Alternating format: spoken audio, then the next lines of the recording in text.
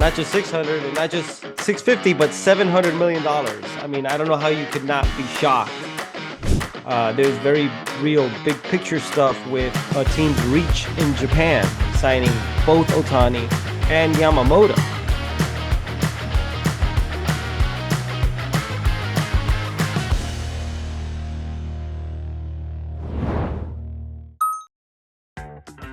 I was shocked about the amount of money, especially because I remember at the beginning of the year when people, including myself, threw around the possibility of $500 million. A lot of people thought that was insane. And then after that, he tore his UCL, which meant that he was going to have a second Tommy John surgery or something like a Tommy John surgery, and that he wasn't going to pitch next season. And for that to happen, and for him to not just get 500, not just 600, and not just 650, but $700 million. I mean, I don't know how you could not be shocked. When you look at the contract structure and you look at all those deferred payments and you consider what present day value is, which is somewhere in the $400 million range, it makes more sense. But the number 700 was incredibly stunning, yes. Yeah, well, and that's the thing. The Dodgers have always had this reputation that they don't sign, even though they have all this money, they don't sign players to huge contracts.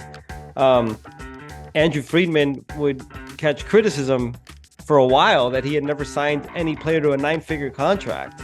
The Dodgers don't do these big deals, very rarely. Not until they traded for Mookie Betts and signed him to an extension did they give out a big contract.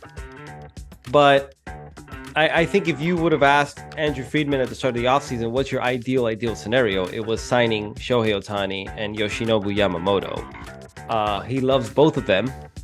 And I think Shohei Ohtani deferring as much money as he did, and also the promise that the Dodgers made him and the commitment they feel to him to put a winning team around him, because that's why he decided to defer all that money. I think that pushed them even harder to get somebody like Yamamoto. And this is what the Dodgers should be doing. They make a lot of money. They're a team that's still trying to win a World Series in a conventional season. And these are the types of superstar players they should be getting. And I will add to that, it was two very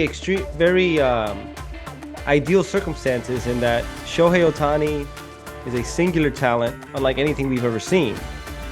And Yamamoto is a 26-year-old starting pitcher. If he were a 30-year-old starting pitcher, I don't think they would have gone after him as aggressively. But because he's so young, I think that made them want to get him even more so. Yeah, I think this was about more than just on-field results. I mean, yeah, a lot of people going into last season picked the Padres to win the division.